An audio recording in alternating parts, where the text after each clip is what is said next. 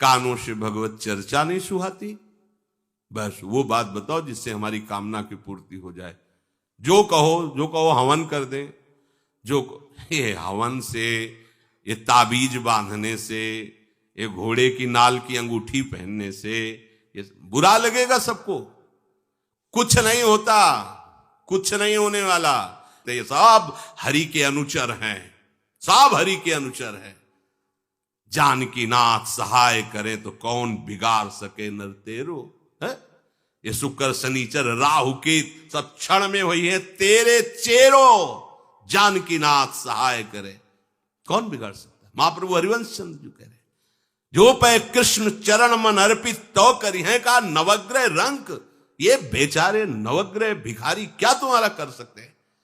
यदि तुम बादशाह श्री कृष्ण के दास हो तो ये चाहे जिस नक्षत्र में बैठे हो तुम्हारे अनुकूल चलेंगे, तुम्हारे अनुकूल चलेंगे। अपने को चढ़ा दो श्री हरि के चरणों में और हरि से विमुख हो तो, लेकिन ये सेवक हरि के हैं और हरि के तुम विमुख हो तो ये प्रसन्न हो ही नहीं सकते, तुम्हारा पतन ही होगा। पर ये संसार समझता नहीं। भगवान नाम से मतलब नहीं, भगवत आराधना से मतलब नहीं। अरे भाई ये लोकपाल हैं, जानते हो भक्त को भी काम क्रोध क्यों सताता है। ताकत नहीं इनकी प्रवेश कर जाए, अहंकार है इसलिए। और भगवान को अहंकार अच्छा नहीं लगता, इसीलिए भगवान के सब दूत हैं चढ़ बैठते हैं। देख तू कितना बड़ा साधक, कितना बड़ा भजनानंदी, दिखा हमें। अब फेल तो मैं भगवान की शरण, तो हो ना भगवान की शरण। और भगवान की शरण में हो जाए तो यही महासुख प्रदान करने लगते हैं, और कोई नहीं, इन्हीं के लड़का बच्चा है। द्वारिकाधीश के पुत्र रूप में कौन प्रकट हो रहा है।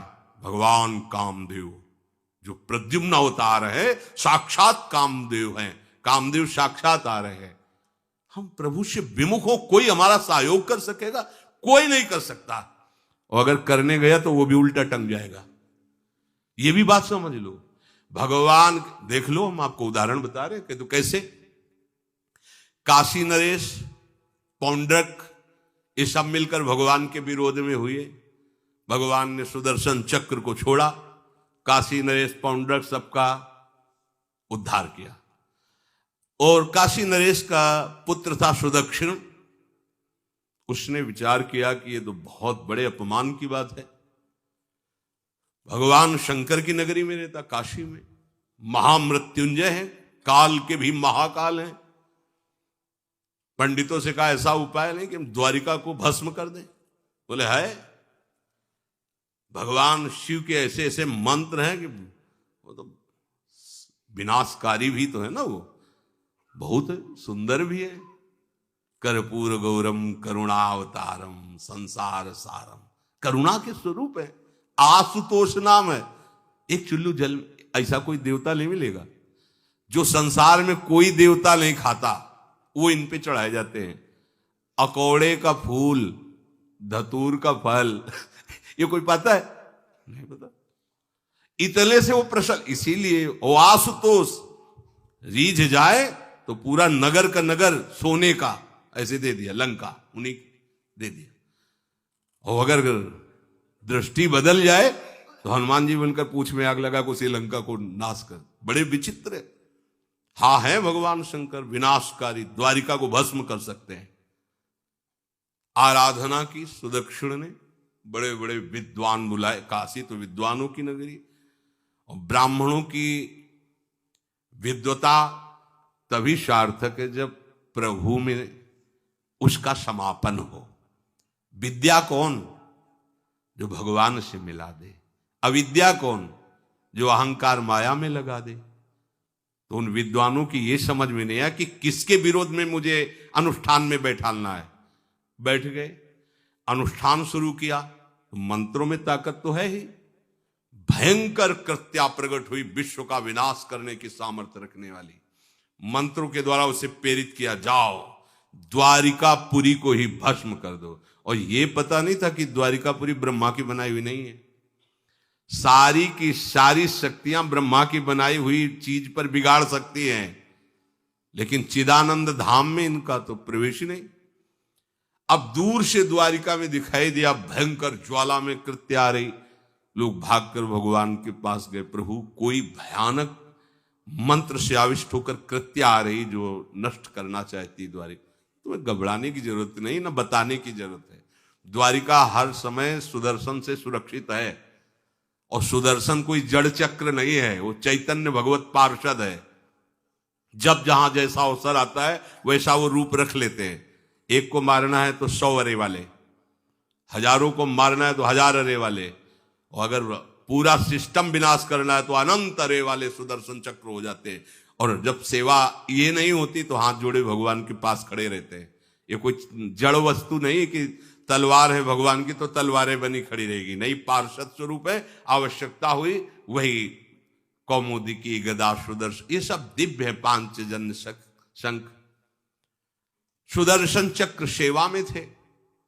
भगवान ने आदेश किया, देखो क्या है, सुदर्शन चक्र ने दौड़ाया कृत्या को, वहीं चल जहां से आई तू, वहीं ले गए जहां पंडित लोग सब सावधान, मंत्र से अपने को सुरक्षित किए। ये बड़े खतरनाक अनुष्ठान होते हैं, जो मारण अनुष्ठान होते हैं, बहुत खतरनाक होते हैं। मतलब अगर सही माने में वो भगवत आराधक नहीं है तो फिर नष्ट भी कर देंगे, ऐसा नहीं। तो एक प्रसंग आता है कि एक शालिग्राम भगवान को नचा करके पैसे लेते थे। बहुत से लोग इकट्ठा हो गए, तो चमत्कार को देखने वाले संसारिक जन होते हैं, तो ऐसे शालिग्राम रखते, ऐसे करते, शालिग्राम ऐसे ऊपर उठते, ऐसे ऐसे ऐसे ऐसे नचाते, और लोग अरे देखो भगवान इनके इशारे से नाच रहे हैं। ऐसा एक भक्त तो उसी नगर में एकांत में भजन करते थे, बड़े कई शिष्य उनके थे, भिक्षा मांगने हो गए, उन्होंने देखा, आके गुरुजी से, उनका ऐसा भक्त कभी कर ही नहीं सकता। भगवान का भक्त अपने भगवान को प्रदर्शन नहीं बनाता, ये तो कोई तांत्रिक है, भक्त नहीं है। भक्ति की अलग संज्ञा होती है। ये कोई तंत्र सिद्ध आदमी है जो भक्ति का नाटक करके लोगों को ठग रहा है। बोले महाराज फिर आपको चलना चाहिए, क्योंकि हजारों लोग उससे प्रभावित हो रहे। बोले हम गए तो उसका सब बंद हो जाएगा, ये दुकान मकान। बोले चलो ना महाराज, बड़ा ऐश्वर्य जमा हो रहा था, लोग भेंट, वो गए, बस अंदर से नाम जप करते हुए जो खड़े हुए, तो कुछ नहीं, कोई भी उसका मंत्र, वो आसपास दृष्टि डाला, कौन आया नया, तो उसी में देखे फटे पुराने कपड़े पहने, तेज से चमकते हुए भक्त। तो उनका तुम चले जाओ यहां से। तो उनका नहीं, हम चले जाने के लिए नहीं आए, हम आपको बताने आए, ये नाटक मत करो, अगर सही आराधना करो इनकी तो ये लोग क्या देंगे, ये तो परम पद दे देंगे, शालिग्राम भगवान है, आप भगवान का ऐसा प्रदर्शन करते हो। अब लोगों का विरोध शुरू हुआ, क्योंकि इतने बड़े संत जब बोल रहे तो सब लोग, अब उसको बहुत बुरा लगा कि हमारी तो सारी दुकान बंद हो गई। अब एकांत में जाकर उसने मूठ का प्रयोग किया। ये मारण होता है मंत्रों से, एक खप्पर में आग जैसी जलती है, उसमें अभिषिक्त करके भेजा जाता है, और जिसके पास भेज दिया गया वो उल्टी में खून, शौच में खून, 2-4 जितना समय रखा गया उसके अनुसार मर जाएगा वो। पर ये साधारण लोगों के, भजनानंदियों के ऊपर नहीं। भजन वाले मत डरे, साप ताप रोग शोक, किसी का श्राप भी आपको छू नहीं सकता। कोई ताप, कोई दोष, कोई रोग, कोई मारण, कोई मूठ, किसी की सामर्थ्य नहीं। राधा राधा राधा, जिनके चरणों में सुदर्शन चक्र बसता है वो है किशोरी जी, जो लाल जो हाथ में रखते हैं ना, श्री जी के चरण चिन्हों में सुदर्शन चक्र है। वो मूठ गई महात्मा की कुटिया के सामने, और बस जैसे मक्खियां भिनभिनाती ऐसी आवाज आई, बस वैसे नाच रही थी बाहर। तो वो डेहरी के पास आए और उनका, हमारे दृष्टि में भगवान की सिवा कोई नहीं, आप में भी भगवत शक्ति है, क्या आप ये नहीं समझते हैं कि निरपराध के लिए मारण किया गया है? हमारे में सामर्थ्य है, हम आपको अभी नष्ट कर सकते हैं। अरे भगवान के नाम में आप जाओ और उनको दंड दो। कोई मंत्र नहीं पड़े थे, मूठ वापस हुई, और मुंह से खून, शौच से, उन्हीं के त्राहिमाम मच गया। फिर उनको लगा कि मुझे जाना चाहिए उसकी रक्षा के लिए, गए, भगवान नाम स्पर्श करते हुए इसे माथे पे हाथ, सब शांत हो गया। बोले अब अवसर हम दे रहे हैं, अब नाम जप कर लो, नाटक बंद करो। उस चरणों में गिरा, उसी दिन शिष्य बन गया। तो सुदर्शन चक्र ने कृत्या को नष्ट नहीं किया, वहां द्वारिका में दौड़ाया। जब काशी पहुंची, काशी भगवान विश्वनाथ जी के त्रिशूल में बसी हुई है और शिव की दृष्टि से सुरक्षित है। जो वहां श्रद्धा पूर्वक वास करे उसका मोक्ष अनिवार्य है, तारक मंत्र देकर शिव करते हैं। पर उस कृत्या को सुदर्शन ने नष्ट किया, और जितने ब्राह्मण थे सबका राधे राधे। और पूरी काशी में आग लगा दी। तो विश्वनाथ जी मुस्कुराए, नाराज थोड़ी, क्योंकि विश्वनाथ जी ने कह दिया था यदि ब्राह्मण विरोधी कोई है तो हमारा ये मारण काम कर जाएगा। और उनको ये समझ में नहीं आया कि नमो ब्रह्मण्य देवाय भगवान का नाम है, वो जानते थे। तो कोई भी भगवत विरोध भाव लेकर के किसी भी देवता की आराधना करके कुछ नहीं होने वाला। किसी भी देवता, एक तांत्रिक बहुत वो संतों को परेशान करता था, धर्म सम्राट स्वामी श्री करपात्री जी महाराज, ये बहुत पुरानी बात नहीं है। तो उन्होंने संतों ने आगे बताया कि बहुत अपमान कर देता है। उन्होंने कहा ठीक है, गए, हाँ भाई शुरू हो जाओ तुम, जितना तुम्हारे पास तंत्र है हम एक भी मंत्र नहीं बोलेंगे, दंड लिए हुई हम एक भी मंत्र नहीं बोले, हम केवल खड़े हैं, तुम प्रयोग करो। वो जो उसके तंत्र के प्रयोग, नारायण नारायण नारायण नारायण, कुछ नहीं बोले। अब हम प्रयोग करें तो उठा, साष्टांग दंडोत हुआ, बोले आप धर्म सम्राट करपात्री जी हैं क्या? क्योंकि इतनी सामर्थ्य केवल उन्हीं में है जो मुझे रोक सके। दूसरे बोले बंद कर दो, दोबारा शिकायत नहीं आनी चाहिए हमारे पास। तंत्रों में बड़ी सामर्थ्य होती है, लेकिन भगवान में अनंत सामर्थ्य होती है, अनंत सामर्थ्य होती है। इसलिए हमें कभी भी प्रभु से विमुख होकर कोई भी देवता बचा लेगा ऐसा सोचना भी नहीं कि हम किसी की आराधना करके, ऐसा नहीं, वही आपको नष्ट कर देगा। भरत जी को, जड़ भरत जी को पकड़ ले गए जो चोर लोग थे, दस्यु लोग। उन्होंने देवी जी को कहा, बड़ा भ्रम है यार, वो जगत माता है, अम्मा है सारे जगत की, और बकरे की बलि दे लेते। उनका बच्चा बकरा नहीं हुआ क्या? जब जगन माता है, जगदम्बा है, जगद अम्बा है वो, तो क्या ये छोटे छोटे जीवों को जो बलि देते हैं, क्या उनको ये पता नहीं कि ये उनकी अम्मा है? उनके सामने काट रहे हो, मां तो मुझसे प्रसन्न होगी। काट लो, अभी अवसर आएगा तब तुम्हें पता चलेगा। अब वो जो पकड़ के लाया गया था मनुष्य बलि के लिए, तो वो दस्युराज, एक बाजार सी लगी थी, उत्सव मनाया गया, उसे कहा गया था जो मनावे सो खाओ। तो जहां जाता अच्छे अच्छे पदार्थ खाता। तो दुकान वाले ने खा ले, थोड़ी देर बाद गड़ासा चले गए। बोले क्यों? तो बोले तुम्हें पता नहीं क्या? बोले नहीं। बोले बलि के लिए लाए गए हो। अब तो जलेबी मुंह की मुंह में रह गई कि इसके बाद गड़ासा चले। आसपास देखा तो रक्षक इधर उधर थे, भाग लिया। अब रक्षकों ने देखा कि वो तो है ही नहीं। अब उनको बड़ा भय लगा। अब वहां कोई फोटो थोड़ी खींची गई थी कि बलि किसकी चढ़ानी है। अब वो भागे। महाराज बैठे थे पद्मासन में, जड़ भरत जी ब्रह्माकार वृत्ति, इन्हीं को पकड़ ले गए। बढ़िया तगड़ा तंदुरुस्त है। और दस्युराज ने कहा बलि का जो वो लाया गया, हाँ महाराज, अष्ट देख के प्रसन्न हो गया। तेजो में हष्ट पुष्ट ब्रह्माकार वृत्ति इनकी।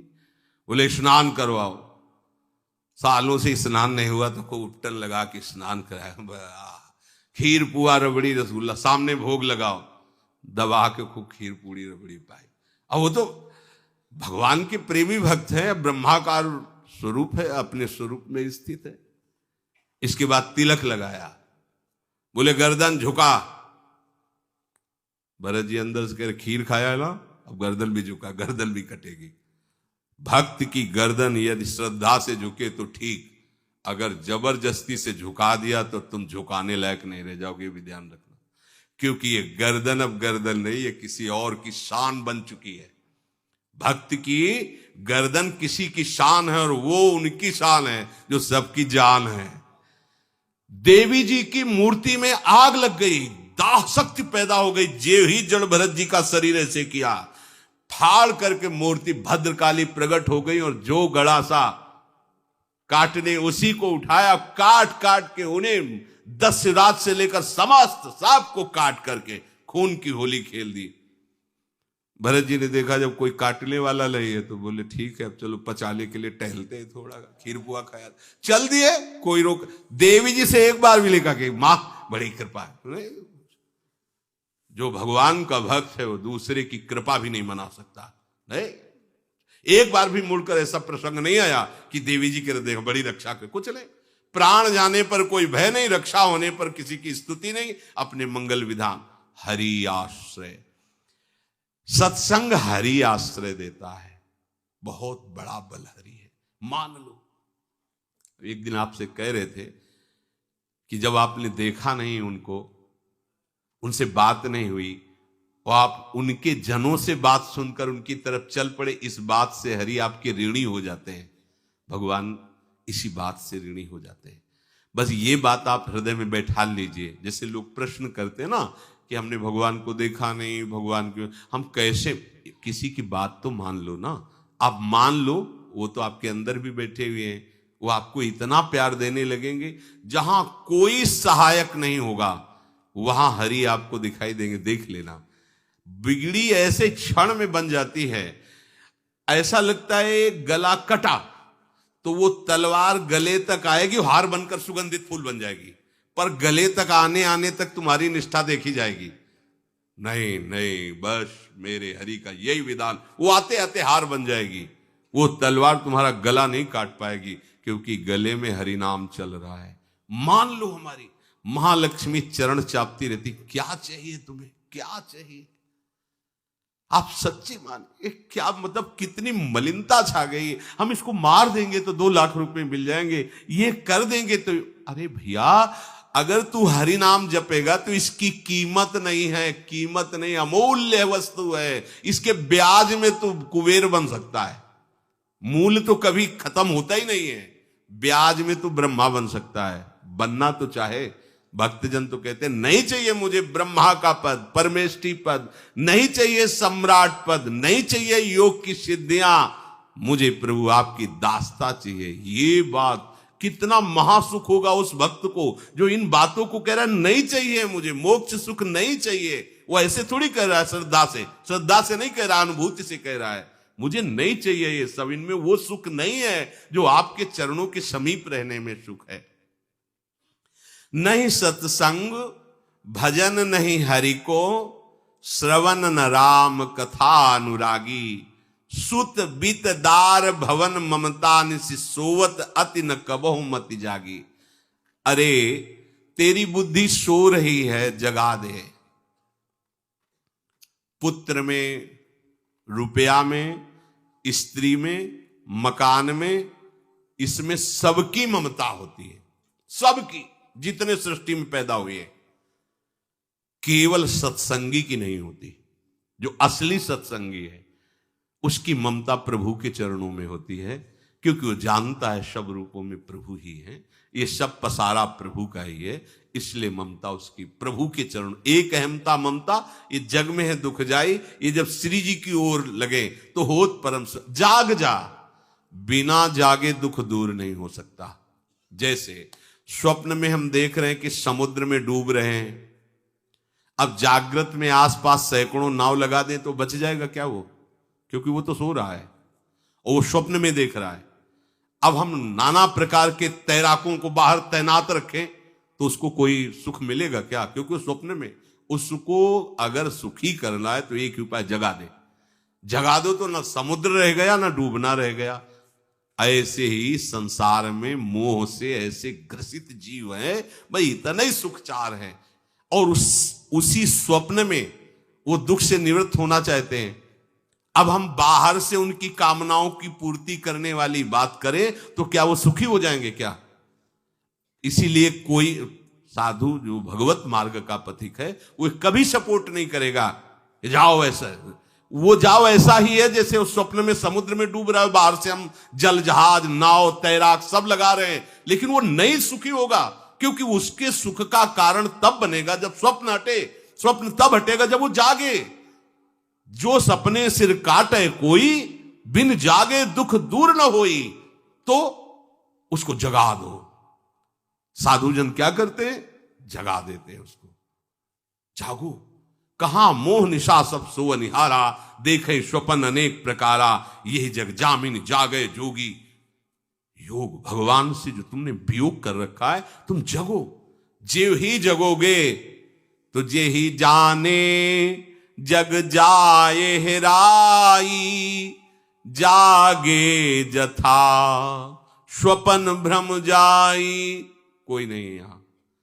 एक कल श्लोक, मत्तः परतरम नान्यत किंचित अस्ति धनंजय, मेरे सिवा कोई नहीं। ये कब पता चलेगा? जागने पर। तो हमें ये बहुत कुछ दिखाई दे रहा है, स्वप्न है। उमा कहूं मैं अनुभव अपना, सत हरि भजन जगत सब सपना।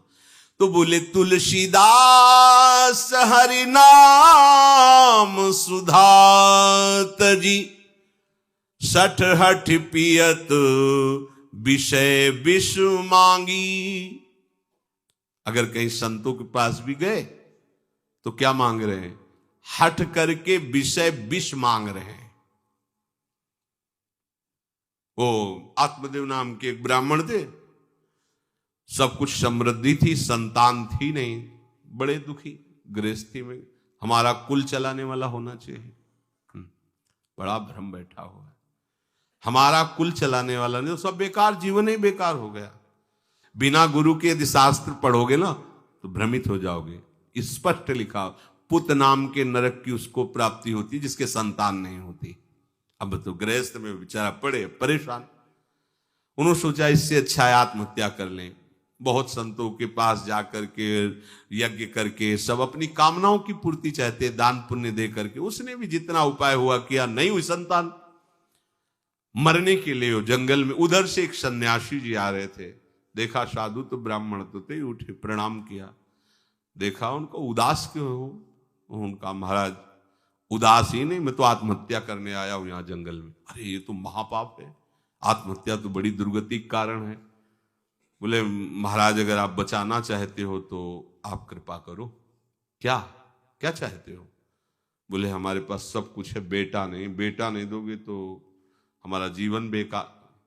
तो उन्होंने अंतर्दृष्टि से देखा और कहा 7 जन्म तक तेरे पुत्र नहीं भाग्य में तेरे लिखा है।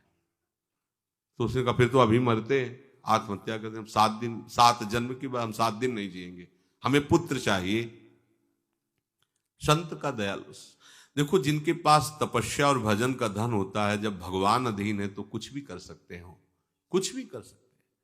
प्रारब्ध मिटाना कोई बड़ी बात नहीं। प्रारब्ध जानते, कोई देवता थोड़ी है, तुम्हारा पीछे का किया हुआ कर्म है। और इधर जोर का भजन है, भजन के प्रभाव से कर्म को नष्ट करने में देर थोड़ी लगती है। ये तो अच्छे शुभ कर्म करो तो तुम्हारा प्रारब्ध बदल जाएगा। भजन का प्रयोग प्रारब्ध बदलने के लिए थोड़ी है। पर वो ऐसा हट किए तो उनका देखो, हट करने से लाभ नहीं मिलता है। उनका हमें उपदेश नहीं, हमें पुत्र चाहिए। अगर आप भगवत प्रेरित होकर यहां आए हो तो आप हमें। तो उन्होंने तपस्या के बल से फल की रचना की और कहा जाओ अपनी पत्नी को ये फल पवा दो और इससे निश्चित पुत्र होगा। बहुत प्रसन्न, अब कामना पूर्ण थी तो देख लो, प्रभाव देखो कामना का। प्रसन्न हुए आए। धुंधुली नाम था उनकी पत्नी, नाम भी बहुत बढ़िया था, धुंधुली। वो कहा कि देखो ये फल खा लो, तुम्हारे संतान हो जाएगी। बहुत मीठी बात बोलती थी, मृदुभाषी, कपट हृदय। अलग अलग क्षेत्र होता है, हृदय कपट और मुख में मीठी बात। बहुत संभल के व्यवहार करना चाहिए ऐसे लोगों से। मधुरिया बानी मीठी, क्या मृदु भाषा। नहीं प्रीतम, आप चिंता मत करो, फल ऐसे थोड़ी खाया जाता है, नहा धो के पवित्र होके फिर। हाँ उनका ये बात, तो आप अपने काम में लगो, हम पा लेंगे ऐसा। अब आपको विश्वास है? बोले विश्वास तो है, इसमें क्या विश्वास, आप भी तो चाहती ना पुत्र हो। बोले हाँ। वो जो ही गए सो अपनी बहन को बुलाया और कहा सुनो, अभी तो हम 4-5 रोटी कढ़ी चावल सब पा लेते हैं, पूड़ी खीर पुआ। गर्भ रहेगा तो पेट तो उसी से भरा रहेगा, तो हमारा भोजन रुक जाएगा। बोले हाँ ये तो बात है। जब पेट बढ़ेगा और अगर घर में आग लग गई तो फिर हम भाग नहीं पाएंगे, तो हम जल जाएंगे। ये निगेटिव सोच वाले लेते। और पंडित जी तो इसी बात में लगे कि गर्भ रह जाए तो क्या करें, तुम्हारा हम खाएंगे तो है नहीं पक्की बात, पर करें तो क्या करें, पंडित जी को कैसे समझो। उनका देखो एक बात है, हमारे गर्भ है, हमारे कई लड़के हो चुके हो, गरीबी है ही है हमारे यहाँ, तुम कुछ पैसा दे देना और ये नाटक करना कि मैं गर्भवती हूं। बच्चा समय होने पर हम पहुंचा देंगे, हम घोषित कर देंगे हमारा बच्चा मर गया। तो पंडित जी को तुम नाटक में बताते रहना कि गर्भ है, बच्चा हो जाए, पंडित जी कह देना बच्चा हो गया है। तो बोले दूध पिलाने की समस्या आएगी। तो बोले ये तुम कह देना कि पहला पहला बच्चा है, हमारे वक्षा स्थल में दूध नहीं, हमारी बहन का था तो मर गया बच्चा, तो उनको बुला लेती तो बात बन जाएगी, बढ़िया बात हो गई। परीक्षा के लिए फल गाय को खवा दो, गाय को खवाया। ठीक समय पर गोकर्ण जी प्रकट हुए, दिव्य तेजोमय बालक, कान केवल वो गाय के, बड़े ही विद्वान और भगवत भक्त संत के द्वारा। कहा था 7 जन्म तुम्हारे भाग्य में, बच्चा नहीं तो नहीं है, देखा गाय के हो गोकर्ण जी प्रकट हुए। उधर उनके जो बच्चा पैदा हुआ वैसे ही नाटक के द्वारा पहुंचा दिया गया, वैसे ही पूरा जैसा पहले पक्का हुआ। अब उसने कहा कि हमारे तो स्तनों में दूध नहीं, हम अपनी बहन को बुला लें, उनका बच्चा मर गया। हाँ हाँ, हमारा बच्चा स्वस्थ होना, आप बुला लो, उसको हम धन भी देंगे, वो हमारे बच्चे की सेवा कर। अपने नाम से जोड़ करके उसका नाम रखा धुंधकारी, धुंधुली और धुंधकारी, अज्ञान का साक्षात स्वरूप। और जैसे ही वो अवस्था बढ़ती गई तो उसके पापाचरण बढ़ना शुरू हुई। बच्चों के साथ खेलता, खेलते हुए बच्चों को उठा लेता और कुएं में डाल देता, मतलब घोर अत्याचार। गोकर्ण जी हर समय भजन साधन शास्त्र स्वाध्याय। जब और बड़ा हुआ तो माता जी को अपने डंडों से रोज पूजन करता, पिताजी को गाली लात थप्पड़। पिताजी तो रो पड़े।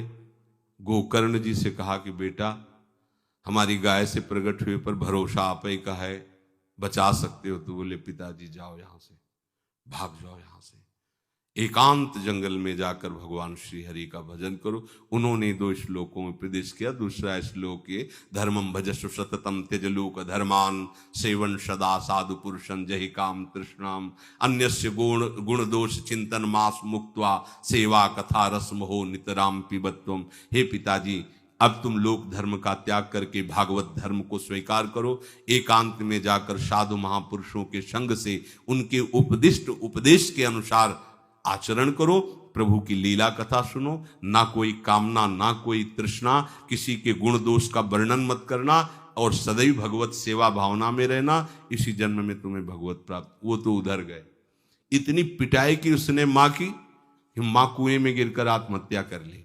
फिर तो मनमानी आचरण, कुछ वैश्याओं को रखा और चोरी करके लाया। वैश्याओं ने सोचा किसी दिन पकड़ा जाएगा ये और हम, तो उसके हाथ पैर बांध दिए चारपाई में, ला के मुख में अंगार ढाल, वो मरा भयानक प्रेत।